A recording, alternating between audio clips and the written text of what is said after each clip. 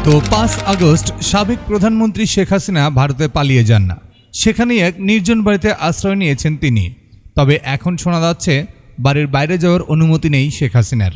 তাহলে কি ভারতে গৃহবন্দী অবস্থায় আছেন শেখ হাসিনা?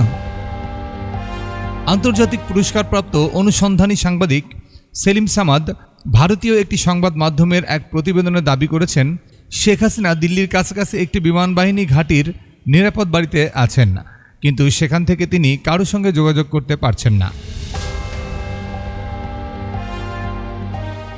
প্রতিবেদনের সূত্রটি আরও বলেছে, বাংলাদেশের প্রধান উপদেষ্টা ডক্টর মোহাম্মদ ইউনূস শপথ গ্রহণের পর যখন মোদির সঙ্গে প্রথমবারের মতো টেলিফোনে কথা বলেন, তখন শেখ হাসিনাকে একটি নিরাপদ বাড়িতে নিয়ে যাওয়া হয় এবং মোদি ও ডক্টর ইউনূসের কথোপকথনের কয়েক ঘন্টা পর হাসিনার যোগাযোগের সব ডিভাইস বিচ্ছিন্ন হয়ে যায়। এরপর থেকে তিনি আর কারোর সঙ্গে যোগাযোগ করতে পারছে না বলে জানা গেছে।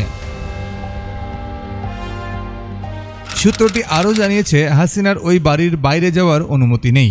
এমনকি ঘাঁটির ভেতর সেনাদের জন্য থাকা একটি সুপার শপেও যাওয়ার সুযোগ পান না তিনি। অথচ তার বাড়ি থেকে সুপার শপটি হেঁটেই যাওয়া যায়। তিনি আরও লিখেছেন, শেখ হাসিনার মেয়ে সাইমা ওয়াজেদ বিশ্ব স্বাস্থ্য সংস্থার আঞ্চলিক পরিচালক হিসাবে দিল্লিতে অবস্থান করছেন, কিন্তু এখন পর্যন্ত তিনি তার মায়ের সঙ্গে দেখা করার সুযোগ পাননি, যদিও শেখ হাসিনা ১ মাস ধরে দিল্লিতে অবস্থান করছেন। শেখ হাসিনা যখন ভারতে পালিয়ে যান, তখন ছেলে সজীব ওয়াজেদ জয় জানায় তিনি দিল্লিতে গিয়ে মায়ের সঙ্গে দেখা করবেন, কিন্তু জয়কে দিল্লিতে আসতে বারণ করা হয়, কারণ দিল্লিতে আসলেও জয় তার মা শেখ হাসিনার সঙ্গে দেখা করতে পারবেন না বলেও জানা গেছে। এছাড়াও শেখ হাসিনার ফোনের সংযোগ বিচ্ছিন্ন করে দেওয়া হয়েছে বলে পরিচিত কারোর সঙ্গেই কথা বলতে পারছেন না তিনি। এই সাংবাদিক প্রতিবেদনে আরও লিখেছেন, হাসিনার সঙ্গে দিল্লিতে আছেন তার বোন শেখ রেহানাও।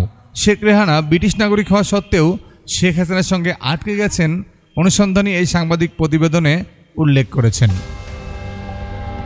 প্রধান উপদেষ্টা ডক্টর মোহাম্মদ ইউনূস শেখ হাসিনাকে ফেরত চাওয়ার ব্যাপারে ইঙ্গিত দিয়েছেন। আর যদি বাংলাদেশ হাসিনাকে ফেরত চায়, তাহলে এটি ভারতের প্রধানমন্ত্রীর জন্য অনেক বড় একটি ধাক্কা হবে।